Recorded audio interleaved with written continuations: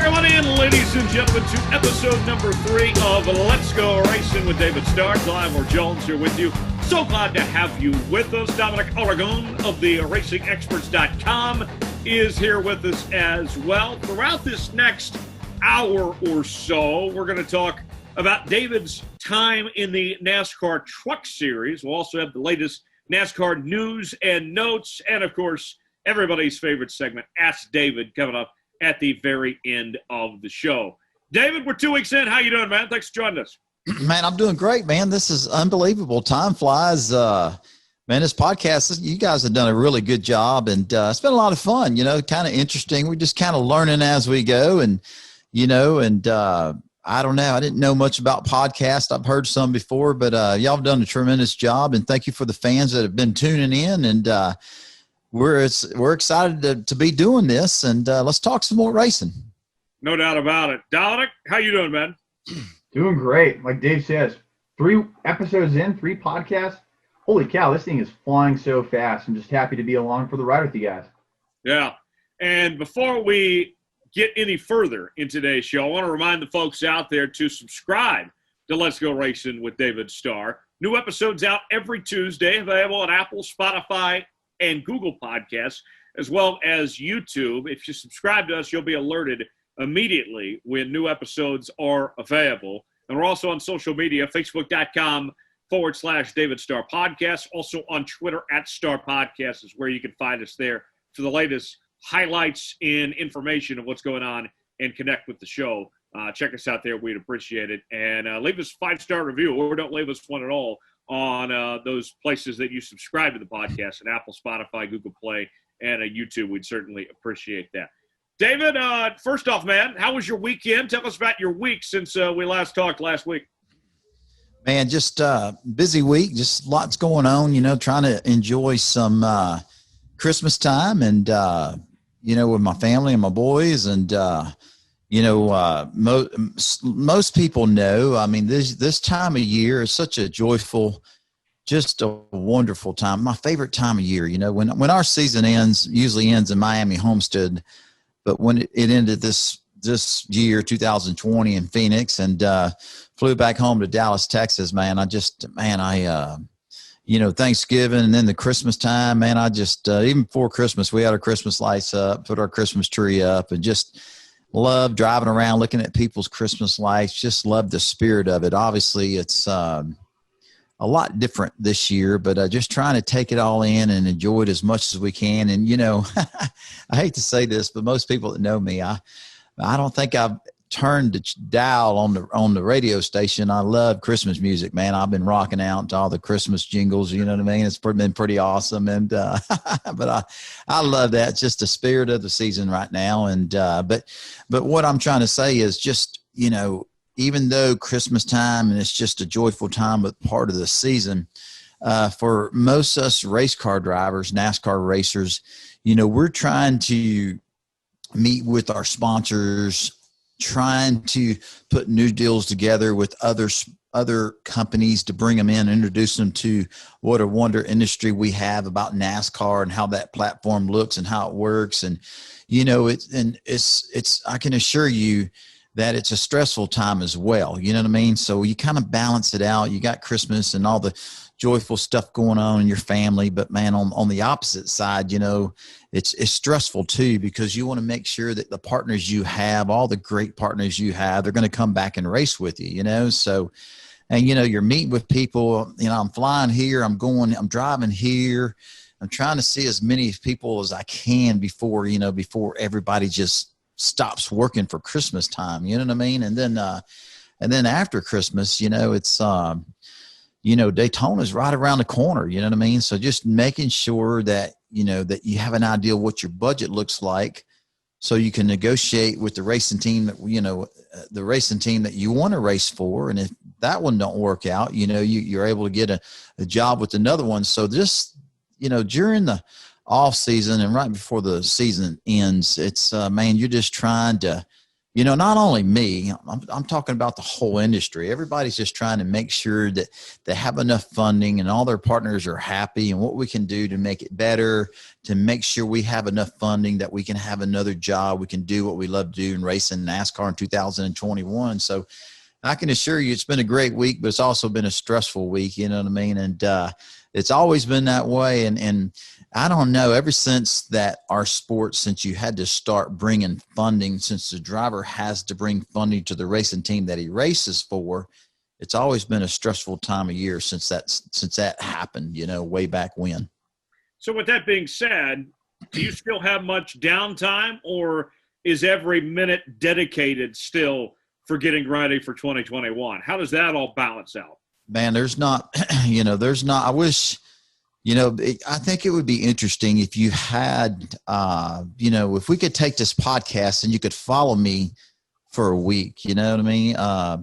Just so you could understand the phone calls, the emails, working with Courtney, sending presentations, I went to a funeral, for my buddy Pete Duto that passed away. And while I was in Houston, I ended up having 5 meetings. You know what I mean? I was there. I was down there anyway for the funeral, and you're working. You're going to see a lot of your partners that are based in Houston, Texas. If you're going to be there, go down there and see them and spend some time with them. And then, during that process, I got turned on to some potential companies that are interested in our sport. You know what I mean? So, it's there's no downtime. I can assure you when I tell you that I'm spending time with my family and trying to enjoy Christmas, when I'm not spending time with my family enjoying Christmas, man, I'm working on racing. And, it's not, it doesn't start at 8:00 and end at 5. I can assure you of that. It's, for me, when I go to sleep at night about midnight or 1:00 in the morning, I got a pad and a piece of paper next to my bed because I can't turn my brain off. I'm thinking about this company. I'm thinking about what can I do better for, Whataburger or this company, you know what I mean? And I'm writing notes down, and I can't, and I'm like, man, I got to turn my brain off just so I can go to sleep. And I wake up in the morning and everything I thought about, I want to get on the phone or send out an email, you know what I mean? So it's constant, and I don't really think the fans understand that side of it, you know what I mean? And it's a balance. I got 2 little boys and a wife, and it's a joyful time of year, but it's also very stressful because you need to have funding so we can race in NASCAR. We can race and do what we love to do in 2021. So it's just a stressful. I love it. Don't get me wrong, but it's just a stressful time of year. Sounds like it, and it sounds like every minute is accounted for, especially with the NASCAR driver during the off season. And one thing we're looking at with this podcast every week, Dave, we're kind of going through different parts of your racing career, and we're looking and just kind of dissecting and going more in depth about how you got to where you're at. And one thing we want to look at this week, that Truck Series debut in the late 90s, running for Buddy Morrison. Tell us about those days and making it to the NASCAR Camping World Truck Series. Man, unbelievable. I think our last podcast, we talked about our late model days, and, it was Rear Morrison, Buddy Morrison, the great late Buddy Morrison, that gave me my big opportunity. And now he said, hey, man, you win some more late model races for us. We're going to go NASCAR Camping World Truck Series race. I'm like, man, I can't believe I'm hearing, I can't believe that he's telling me this. And, man, won more races, and trucks start showing up at our race shop. It was unbelievable, you know what I mean? But the first race, I think it was 1997, we showed up at Walt Disney World Speedway. And, man, if I remember right, there were like 65, 70 trucks there, and we didn't make the race. Man, I was racing. I think, we didn't qualify into the race. Everybody qualified, and I think they took the top, the top 35, and then they were going to run a last chance race. And, man, I think they were taking the top 5 from the last chance race. And, being a big fan of NASCAR and wanting to be a NASCAR driver, to be there, it's like, man, you just couldn't believe that was happening. But the coolest part of that weekend was a couple of things. The coolest part was just being at a NASCAR race as a competitor, you know, I was like, man, I remember like it was yesterday, man. I walked around with my chest stuck out. I was like, man, I just can't believe I'm here. But man, there were trucks everywhere, competitors, and that last chance race, you know, to take the top 5 to transfer into the feature, into the main race. Man, I beat and banged with Bobby Hamilton the whole race. It was like me and him. You know, Bobby Hamilton was my hero. You know what I mean? I've been watching him on ESPN and watching him for years, you know, and but man, that was incredible. And the cool thing, but you know, I was driving for Buddy Morrison, the late Buddy Morrison, with Rear Morrison Racing. And man, I remember Jack Roush was there, and I think I went to the restroom and I walked back over to, there were so many trucks there that we pitted our truck behind our enclosed trailer. And man, I walked back over there and Jack Roush was up in our trailer talking to Buddy Morrison. I mean, my jaw hit the ground, almost broke my jaw. I couldn't believe what I was seeing. You know, I was like, Jack Roush, you know, is over here in our little bitty trailer. You know, I mean, a lot of people had big haulers, 18-wheeler. We had a 5th wheel. You know, we had a Chevrolet dually and a you know, 38-foot enclosed trailer. And man, Jack Roush sat there and talked to Buddy Morrison for, I want to say, an hour and a half, might have been 2 hours, but I was just in awe. I couldn't believe it, you know. And once Jack walked away, I mean, I said, Buddy, that was Jack Roush, you know. And he said, oh man, David, you know, I've been helping Jack forever. You know, I taught him this and taught him this about cylinder heads and intakes. I'm like, for real? He said, oh man, yeah. He said, man, we've helped Jack a lot on cylinder head technology. You know, we taught him this and, you know, remember this. And I'm like it was no big deal. You know what I mean? It was like, and the crazy part about it was Jack came over to our trailer. You know what I mean? It was like, that was wild, you know. And then the next thing I remember was Richard Childers came over there and was talking to Buddy. He wasn't there as long as Jack was, but he stopped by and it must have been 30 minutes. But I'm like, golly, Richard Childers, you know. I'm like, man, you know, Dale Earnhardt drives for Richard Childers, you know. It's like, wow, you know. And I said, man, Buddy, that was Richard Childers. He said, oh yeah, we, you know, again, he said, you know, we've been helping Richard, helped him on a lot of engine projects, and we taught Richard this about intakes, and it was amazing. You know what I mean? And we didn't make the race that day, but golly, what an experience that was. And I went on to race more races for Buddy Morrison, and it was just unbelievable, man. It was just a cool time when it just all started for us. Would you say at any time during that weekend at Walt Disney, were you starstruck? Is it safe to say you were starstruck? Absolutely. You know, absolutely. I mean, you know, there was golly, you know, Ron Hornaday, Jack Sprague, Dennis Setzer. I mean, just on and on and on. You know, there were so many. And, you know, I absolutely, you know, I was starstruck, but I had a job to do, you know what I mean? And, you know, just to be there was cool, you know, but I wanted to make sure that I was going to be there. I was a competitor. I was going to compete. I wanted to stay there. You know what I mean? I wanted to be a star, you know what I mean? So as much as I was starstruck, you know, you had to keep it, you know, I just thought it was all cool. There's so much happening.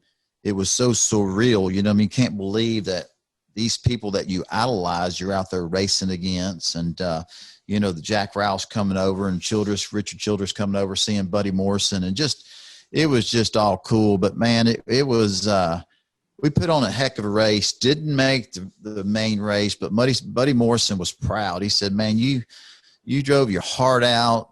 And he was just proud because, you know, it was our first race and we competed. It wasn't like we just, you know, we messed this show. I mean, we just barely messed it. You know, I think Bobby barely beat me. I mean, I think I might have been rubbing him to kind of slow him down so I could beat him past the finish line. It was almost like a tie, you know. And so we competed. And after when we left there that weekend, not making the main race, you know, I felt good about what we were doing and how we were doing. And I kind of felt good about my performance. You know, can I compete at that level? I knew I could drive a race car and could drive a race car pretty good, but can I compete against these professionals, you know what I mean, that have so many championships and accolades, and obviously, you know, everybody that races in NASCAR, to race at the level we race at, everybody's a champion, everybody's good. So you could kind of measure yourself up. And to race that hard with Bobby Hamilton, it kind of let me know, hey,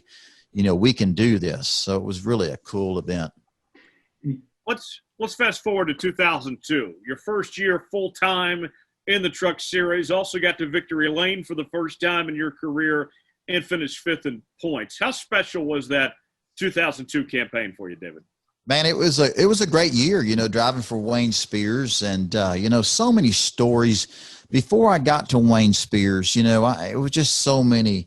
Joey Sontag, a guy, Joey Sontag that owns Sontag Concrete here in Dallas, Texas, and Little Elm, Texas. It was, everything we did together. We competed well with no money, not that much equipment, and not the best equipment, and Mike Ferris, my Uncle Mike, how did 2002 get here? You know what I mean? Because there was a lot that happened from 1997 to 2002, but really 2002 put me on the map when Wayne Spears hired me in the famous number 75 Spears truck. It was a great truck, but, I want to say I was bouncing, I was driving for different people in the Truck Series. And my Uncle Mike came to me. He's the one that owns the Team Texas High Performance Driving School. And he's like, man, you're struggling. I can see you're just driving your heart out. And, you're just glad for the opportunities. And you're trying to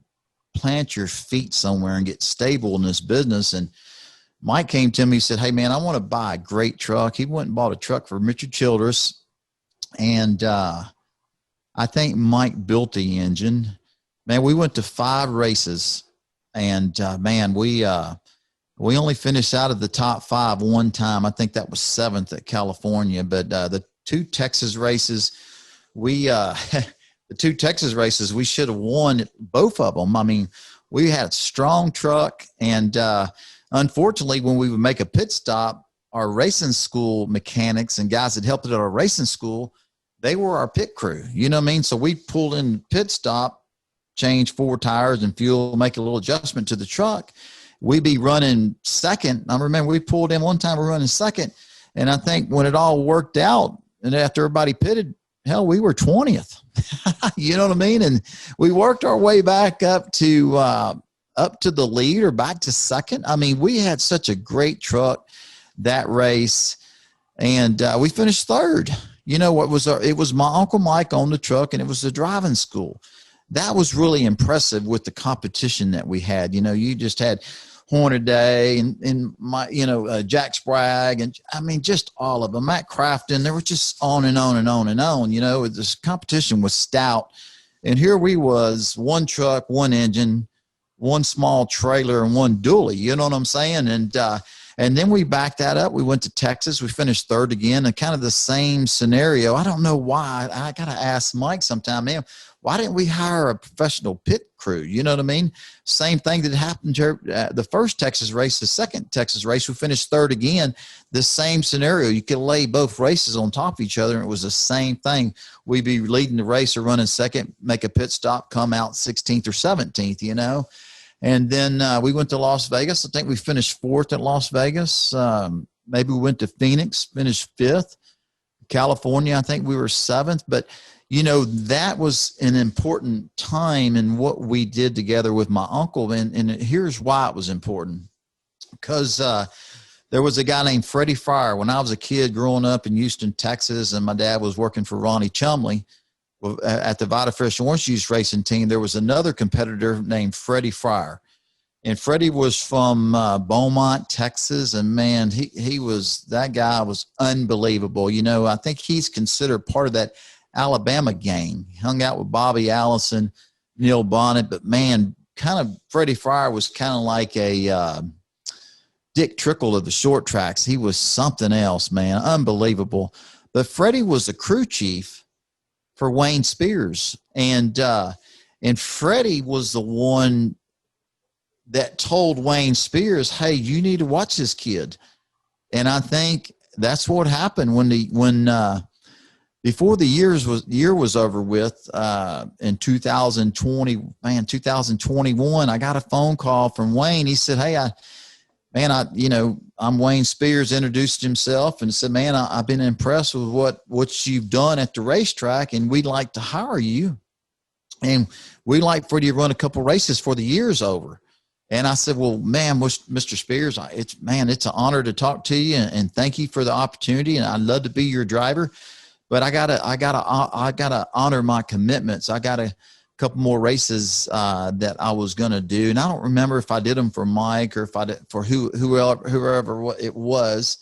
But I told Wayne I need to honor what I've told another team owner, and I don't remember if it was my Uncle Mike or who it was. And Wayne said, well, hey, you honor your commitments, and when the season's over, I want to see you. I want to hire you. So it was really cool, when I went to go drive for Wayne, because he let me honor my commitments to people that had already given me opportunities. And when that was over with, and we started the season fresh in 2002, but the sad part about it, Freddie Fryer wasn't the crew chief anymore. You know what I mean? The guy that kind of showcased me to Wayne Spears, he was let go, or he went somewhere else, and they brought in a guy, I call him Chief, but his name was Dave McCarty. And man, what a great time that was. And the cool thing about racing in 2002 for Wayne Spears, we were equal. We were equal. You raced against Kevin Harvick, had a team, and man, I don't know if Hornaday was driving for Dale Earnhardt Senior still, but all the people I was racing against at that time, I was racing on equal terms, equal engines, equal chassis. We were supported big time by Chevrolet, by GM, and we had wind and tunnel time. We had test. I mean, it was just amazing. You know what I mean? And I was so thankful. And I remember Kevin Harvick. I saw Kevin at a racetrack somewhere, and he said, hey, David, he said, hey, man, you need to get in there and you need to win as many races as you can, like quick, because Wayne Spears and Connie Spears, they're not really known to keep their drivers very long. And I said, man, Kevin, I appreciate it. He said, hey, they got good equipment. They did a lot for my career, and I'm glad you're over here, but understand that this is a short-term deal. This is not a long-term deal. So get in there, do the best you can, perform, win. And then, it's going to elevate you. You know what I mean? And the funny part about that was, I think I ended up driving for Wayne Spears for 5 or 6 years. It was unbelievable, and I remember Kevin coming up to me years later. He said, hey, dude, what's going on here? How's this possible? You know what I mean? I said, hey, I don't know, man. I'm just doing my job. And, we're obviously very competitive, and we had a great team, and, they just, it was amazing. Wayne and Connie Spears were just wonderful. I think they liked how me and Dave McCarty and how the team operated. We operated as a team.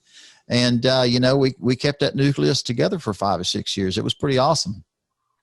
David, walk me through the day that you went into Victory Lane the first time in the Truck Series. I believe it was at Las Vegas. Take us back in time to that day there in 2002. Man, that was a great day. I knew we had a strong team, and before that race, we were contenders. We were right there, and in my mind, I said, if we could finish in the top 5, we can continue to knock off these top 5s, top 10s.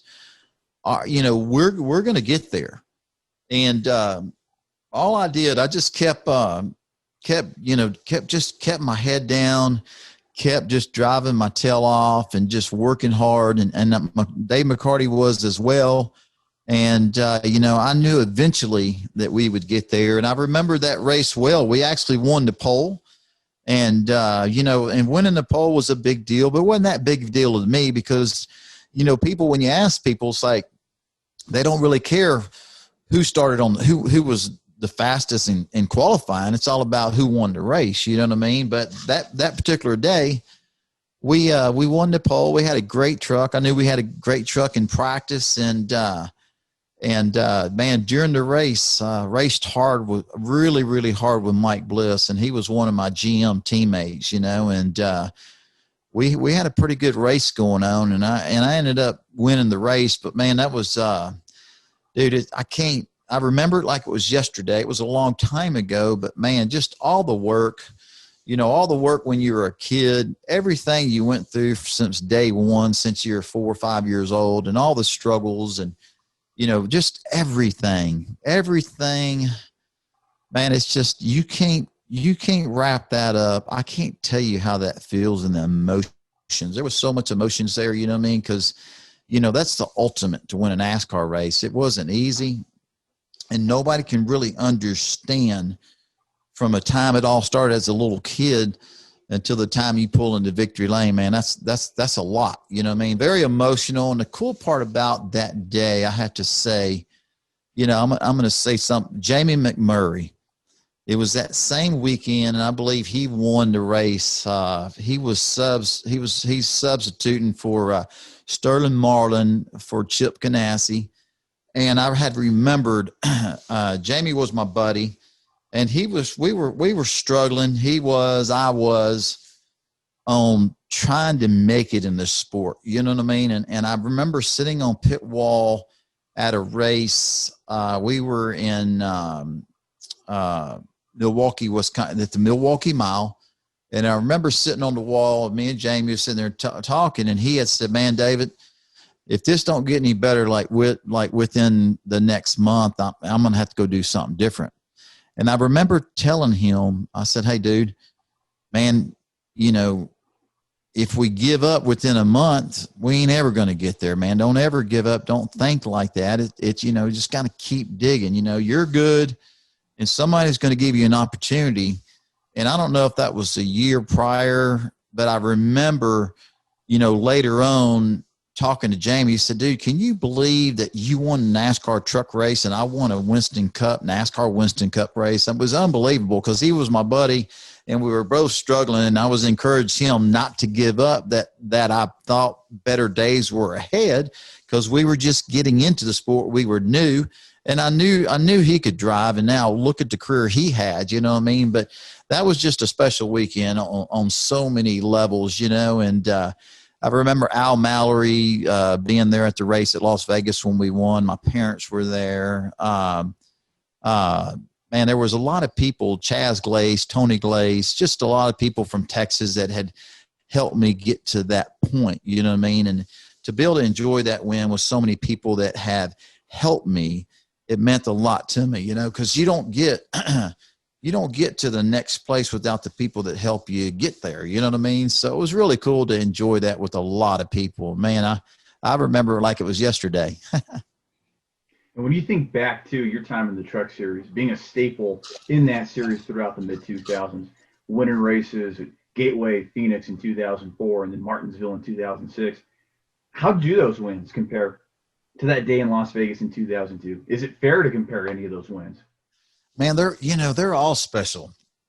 And really, you know, they're all special, you know, and I have to be honest with you, man, they're just, you don't want the day to end. I remember when we won the Martinsville race, and we won the race, you know, every one of them's got a great story, but they're all special, and you don't want the day to end. I remember after I won each race, I don't know if too many people know this, or even my racing team knew this, but after you do all your interviews and you know, and all the interviews and all celebrating with your team, every race I won, I walked around the racetrack by myself. I didn't want it to end. You know what I mean? I cherished it. I walked around the racetrack by myself. Sometimes it was pitch dark. And I remember at Martinsville, it was pitch dark, but I walked around the racetrack, and I just didn't walk around it one time. I walked around it twice by myself, taking it all in. And I remember at the Martinsville race, when I left the racetrack by myself, there was still a crowd of people out there. And man, I must have signed for an hour, and it was dark. I couldn't believe that many people were still out there.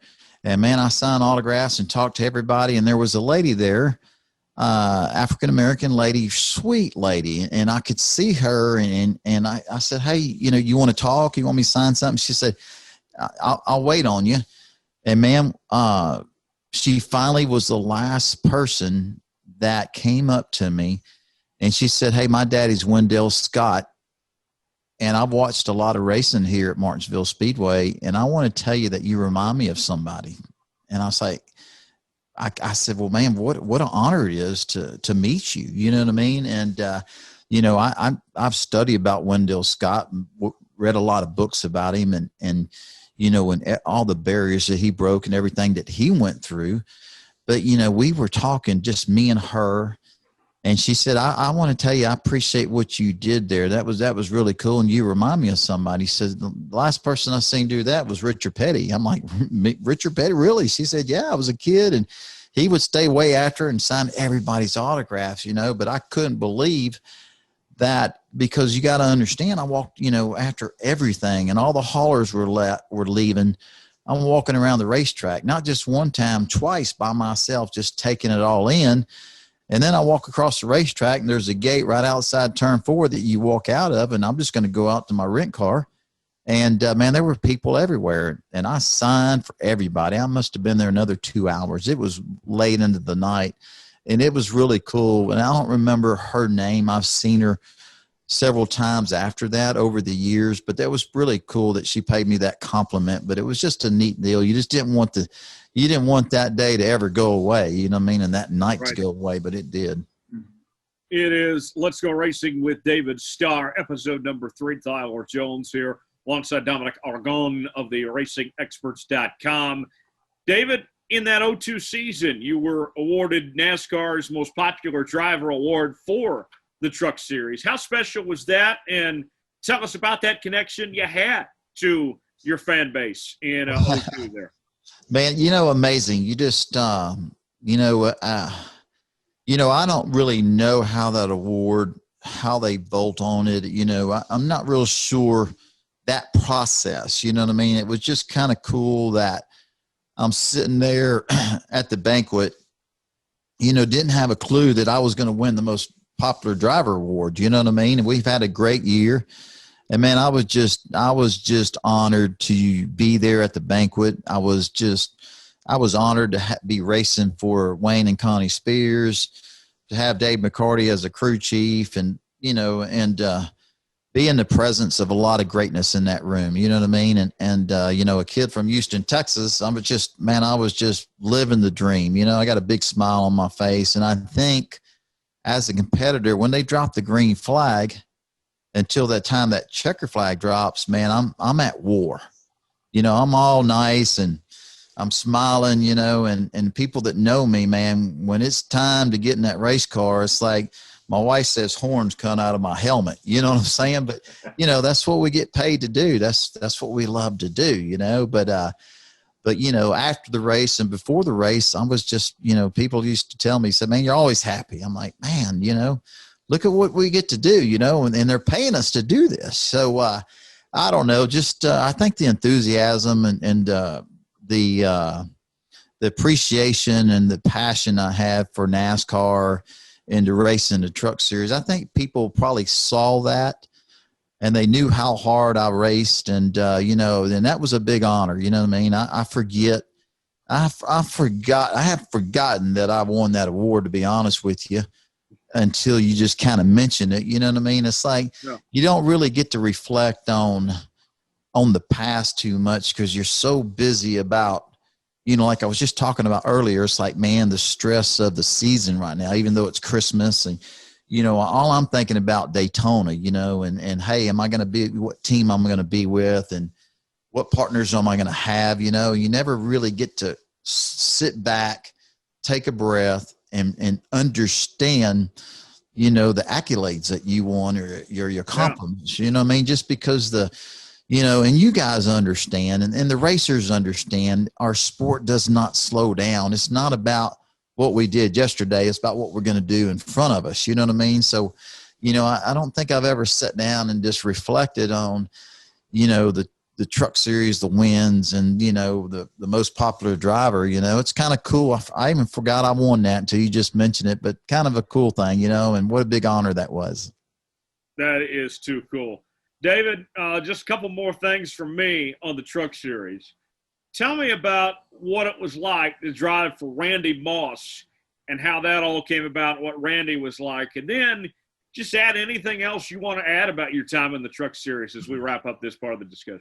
Oh man, you could write a book, just the competitors, I want to say, man, Ron Hornaday, Mike Skinner. God, Mike Skinner was a great teammate. We drove for Randy Moss, and Mike was somewhat of a mentor to me. Him driving for Richard Childress and being Dale Earnhardt Sr.'s teammate.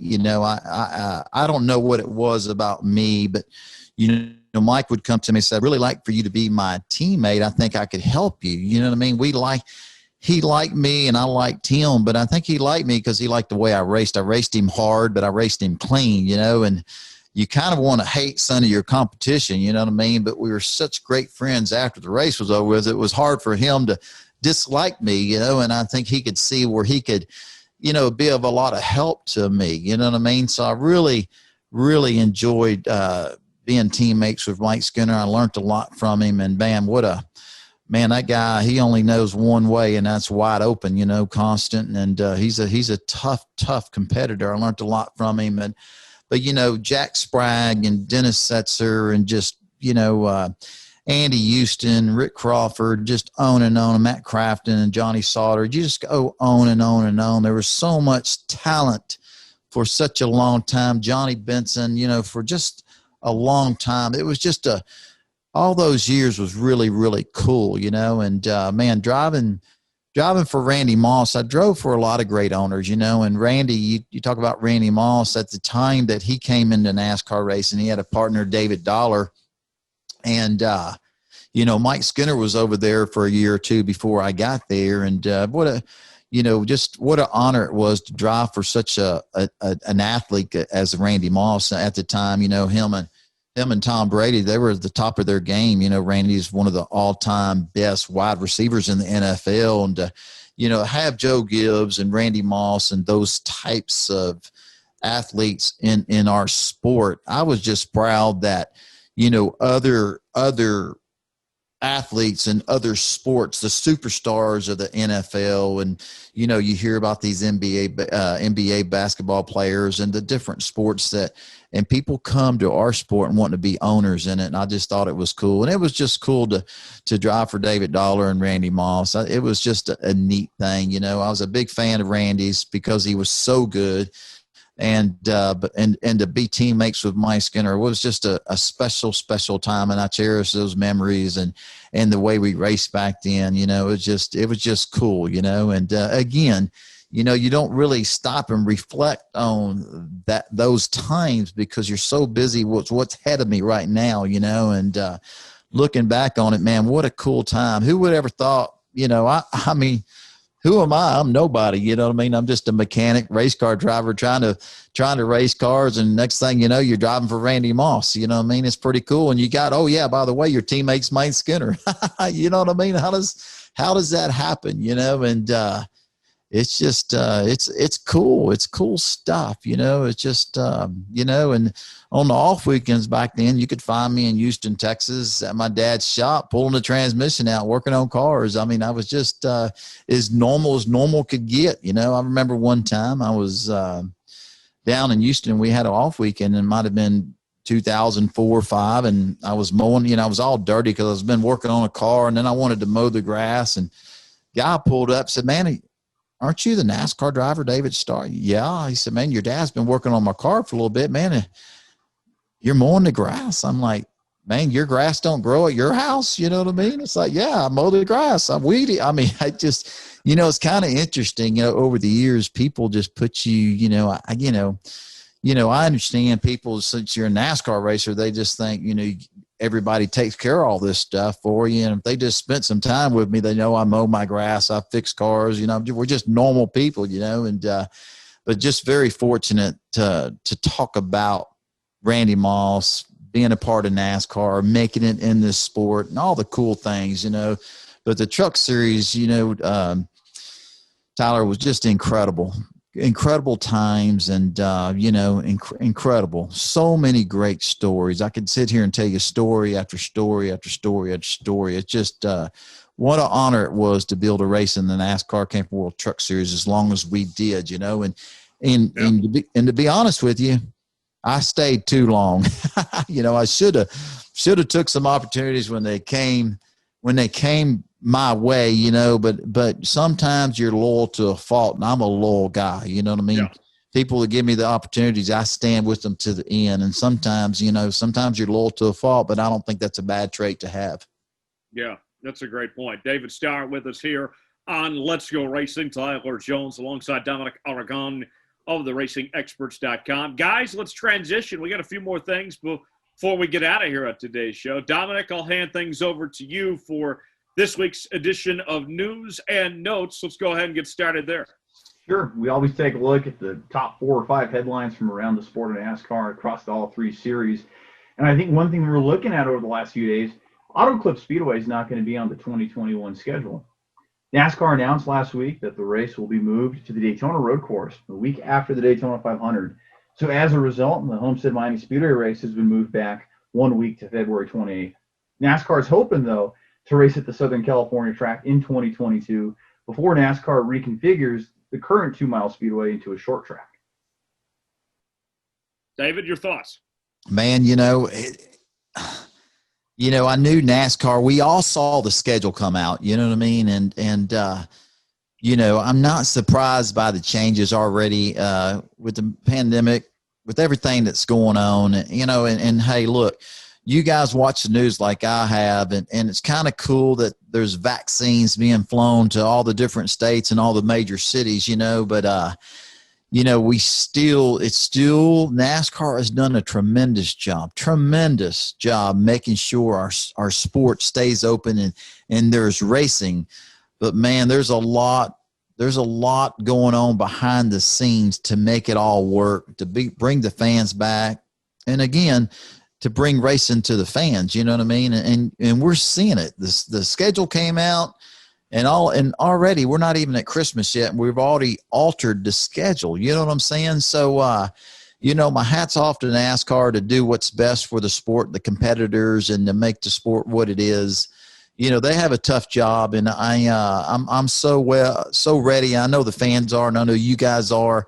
We put out a schedule. We want to follow that schedule. We want to see our race fans at the racetrack, but it just goes to show you, and we all know just the challenges that we're faced with. We have been faced with, what we're faced with today, and what's in front of us for still. I don't know how long, but it's just it's tough times. It's a challenge. But my hat's off to them. They're doing all they can do. So yeah, it's not surprising.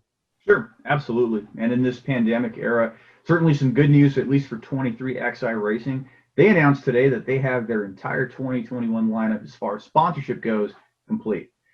The team announced December 14th that Columbia Sportwear, DoorDash, Dr. Pepper, McDonald's, and Root Insurance will partner with the team. The team, which is co-owned by NBA star Michael Jordan and Cup Series driver Denny Hamlin, will field the number 23 Toyota for Bubba Wallace in the Cup Series starting next season. Certainly some good news there out of the pandemic, at least for that Cup Series operation. No doubt about it. I mean, there you go again. Michael Jordan, coming into NASCAR. Isn't that cool, guys? I mean, that's just cool, and superstar, all-time the GOAT, in the NBA. And, God, to see him come into NASCAR racing, it's been really cool since they made that announcement that he's coming to be a team owner at the elite level of NASCAR. Friends of mine that really don't follow the sport that well or that often were calling me, say, man, I want to come to a race and meet Michael Jordan. You know him? I'm like, man, I don't know him. I don't know him, but you can, it's not surprising, these companies, to hear of all his great sponsors that he has.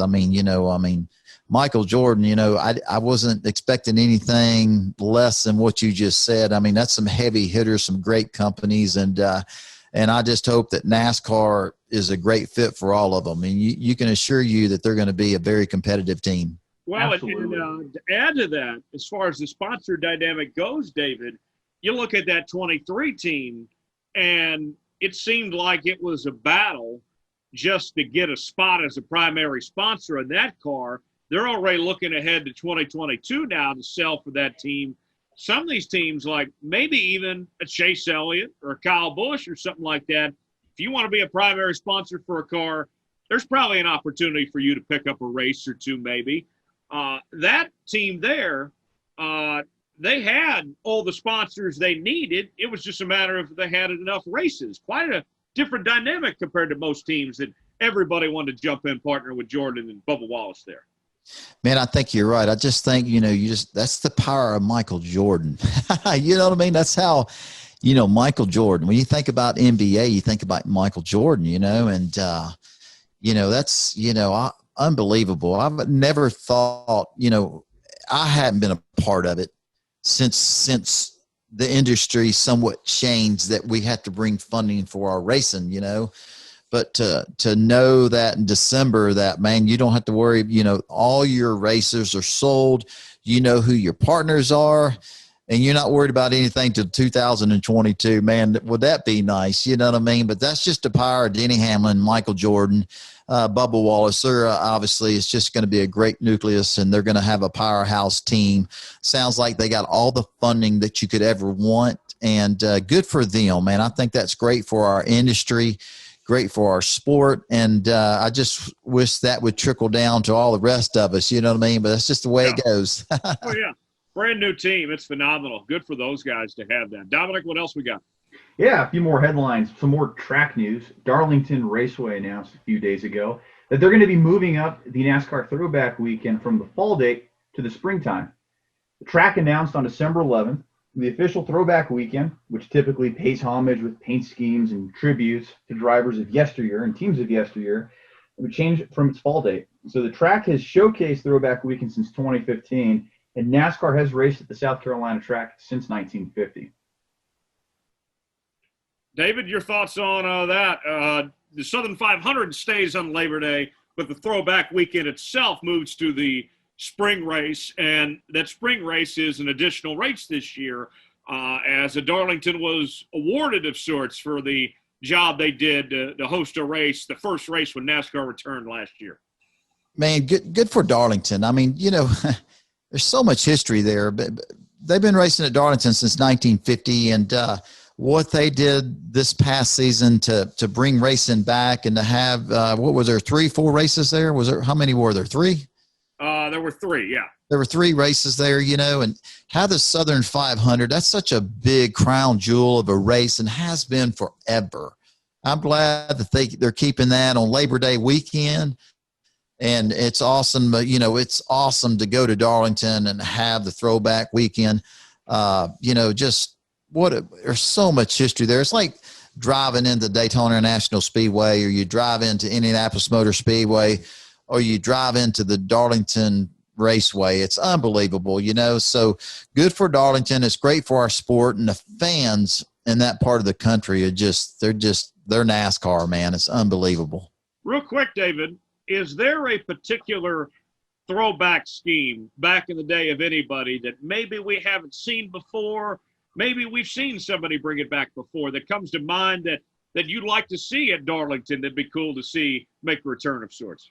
Well, man, they've done some really, really great ones. Buddy Baker, Richard Petty, Bobby Allison, Donnie Allison, Fred Lorenzen, Fireball Roberts, unbelievable. There's been some great ones. It was an honor. It was an honor for me. I was able to run the AJ Foyt throwback probably 3 or 4 years ago.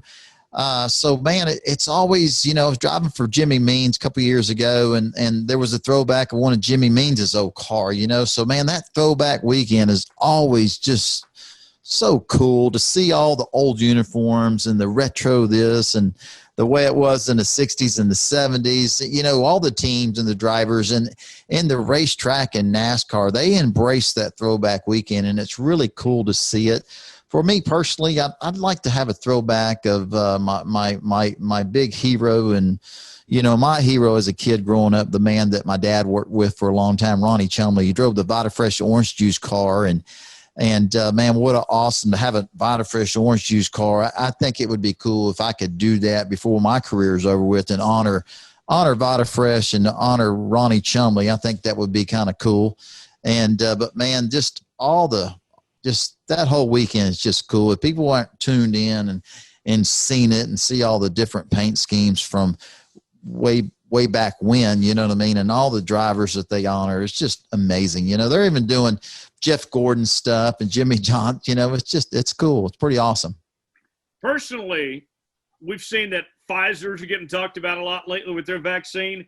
Let's bring back the Mark Martin Viagra car. Yeah, that'd be great to see.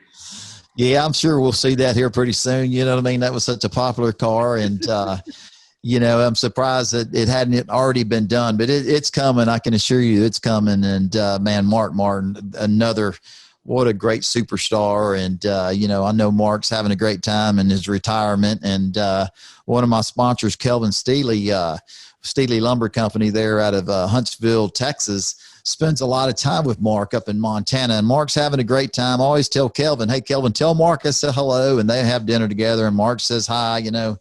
And but Mark's having a great time, not having to go to the racetrack every week. I asked Kelvin, you know, does he miss NASCAR? Does he miss getting into race car racing? And I'm kind of surprised when Kelvin says he don't miss any of it and doesn't miss it at all. I'm like, wow, you know, but man, how cool, you know, Mark Martin was such a great race car driver. And, you know, and let me tell you a quick story about Mark Martin. Last race I won in Martinsville, Virginia, you know who the first guy in victory lane to congratulate me was out of all our competitors?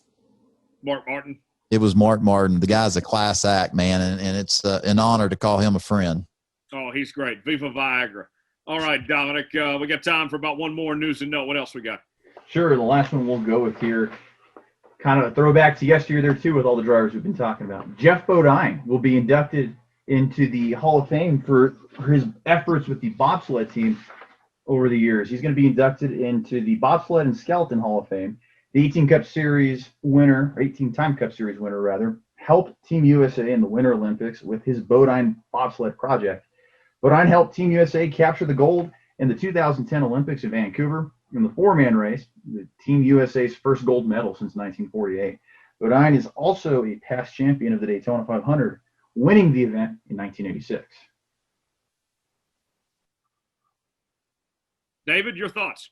Man, Geoff Bodine, again, you know, golly, you know, that guy, you know, I think, you know, Geoff Bodine, you know, part of the NASCAR put out the top 50 best drivers in the world, or best NASCAR drivers. I think 6 or 7, might have been longer than 8 years ago. And Geoff was considered one of those 50, you know what I mean? So if he's not in the NASCAR Hall of Fame yet, he will be. And man, the Bodine family, synonymous with NASCAR racing, Todd and Brett, and you know, everything that that family and those brothers have done in NASCAR racing is unbelievable. But Geoff Bodine, what a, you know, again, I think he was Rick Hendrick's first driver in NASCAR. When Rick Hendricks came in as owner, Geoff Bodine was their first driver. And I remember him winning the 1986 Daytona 500, and, you know, on and on and on. And what I remember about Geoff most is, man, I remember him and Dale Earnhardt, man, they were like, those guys, they were constantly, you know, I don't know, because I wasn't in the garage back then, but, you know, I'm sure they had to separate them a time or two, because, man, watching it on TV on ESPN, it was always Geoff Bodine and Dale Earnhardt, man, beating and banging, you know. And to see Geoff at the racetrack these days, I asked him, what was it like? You know what I mean? It's kind of cool to hear his stories, but, you know, kind of like the fans and you guys, yeah, to hear about what Geoff's done with the USA Olympic teams on the sledding, and to have Geoff step over into that industry, I thought was smart way back when that happened. I don't know. I think he's been a part of it maybe 15, 10 years, but, you know, with the engineering that Geoff has and his knowledge of auto racing and what he's accomplished in our sport, you always thought, when I heard that Geoff was helping our USA Olympic bobsledding team, that they would benefit from that, because, you know, because of what Geoff did. You look at his career and what they did to his race cars he drove and the knowledge he has and how good he was. You know, I thought that was a very, very smart on us, our Olympic team, you know what I mean? To take somebody with that engineering degree and what Geoff knows and apply it to bobsledding. And it's kind of similar to Daytona and Talladega, how we try to get our cars to go through the wind. So good for Geoff. He's a great guy and a lot of history behind him. And I'm glad to see him. Not only will he be inducted into the Hall of Fame that Dominic's talking about, you'll see him here in the future in the NASCAR Hall of Fame, I'm sure. Yeah, and Dominic, real quick, you got a great relationship with Geoff going back a bit.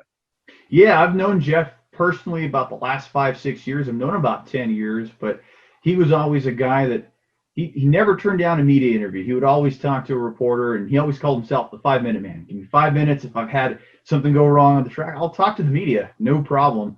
And he would do great phone interviews with us. And when I would do a lot of the work with ESPN Radio Albuquerque and fill in on their motorsports show, Geoff would be the first guy I would call. Hey, can we get you on driver analyst role? Can we talk some NASCAR with you, talk some of the current events? And he'd always be willing to do it. And Geoff and I we're working on a really cool project together. We're not quite ready to announce what that is yet, but Geoff and I have known each other for quite a few years, and he is somebody I consider an extension of my family. Geoff is a great guy, and he's like an uncle to me. So I'm really happy to have that relationship with him. And Dave, Tyler, I'm sure he would love to come on the show and share some of those stories. Well, we'd be glad to have him anytime. We'll have Geoff Bodine on, and we'll have very many guests in the very near future on this show. That's one of the things we're looking to unfold. Excited to do here in the coming weeks is to bring on some guests from the NASCAR community and some of David's friends from all across the sports world and beyond. So be looking for that. We're taking these first couple of weeks to tell David's story and get to know him a bit. Then we'll bring in some of his friends. So should be a lot of fun in the coming episodes of Let's Go Racing with David Starr. Last thing before we run today, David, it is time for Ask David, where you can submit questions to us on Facebook and Twitter. And we'll start out with a question from Bob. Bob writes, what's David's favorite food besides Whataburger? David, what is it? Well, that's pretty easy. Whataburger, obviously, but, my favorite food's Mexican food. If you know me well enough, that's twice a day, lunch and dinner. But, yeah, definitely Mexican food, growing, my mom being a Hispanic lady and, man, growing up around it, in it, and just, man, I love Mexican food. I could eat it twice a day, every day. But most of the people that I, like my wife and some friends of mine, they always say, hey, no Mexican food. But no, it's my favorite. I have to ask you real quick, Dave, are you a red chili or a green chili kind of guy? Oh, definitely red. Okay. I've gone to dinner with a couple times, and this guy will go to an Olive Garden or a nice place, and he'll order a Dr. Pepper float. It won't even be on the menu. And he just tells them, hey, I need some ice cream and Dr. Pepper. That's how he rolls. David, one more for you. This one is from Rob. Rob writes, what's the best thing about going to a track every week? Oh, man, just everything about it. Everything about it. Everything. But the best thing, let me assure you, let me just be honest with you. The best things are the fans. I love engaging with the fans, meeting the fans and just telling them thank you. That's always been one of the best things about going to a race. The second thing, I don't know if you can put them in order, but having my sponsors bring their customers, bring their employees, and have them just to see them act like kids in a candy store, and they're grown ups. You know what I mean? That's another favorite. And what I really love about going to the racetrack is climbing in that window, putting those seatbelts on, and having somebody say, ladies and gentlemen, crank up these motors. Let's go racing. You know what I mean? That's my favorite. I love to compete. I love to race. But Rob, that's a great question, but everything about it. I love being at the racetrack. I love getting ready for practice. I love to qualify. I love the people being there. The only reason why I'm there is because of partners, you know what I mean? And I love our sponsors really embracing the sport and utilizing it, giving me an opportunity, but embracing it, use it for their benefit. Yeah. But, man, getting inside that race car and cranking that thing up, pulling off pit road, and them dropping the green flag and us getting after it, man, it don't get much better than that, and people that know me, besides my kids and my wife, my family, that's what makes my heart beat. You know what I mean? Just, love the race, man. It's awesome. But Reach a up great there, question. pull those belts tight, boys. One more time. Let's go racing. Yeah. Absolutely. Oh, I love it. David, before we go, anything you want to add real quick? Tell the listeners before we wrap up today's show.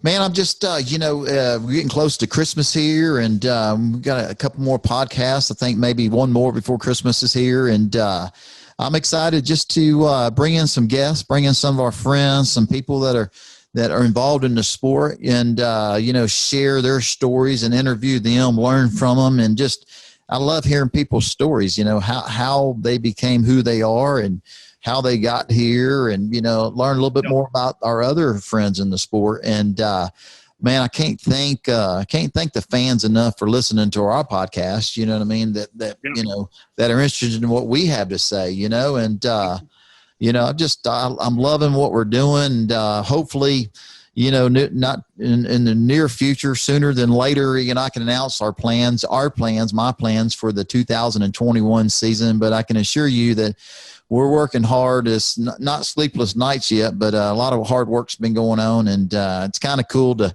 slow down for an hour or two and do our Let's Go Racing podcast. So thank you to the fans. Hope you guys have a great week, and look forward to doing this again next week.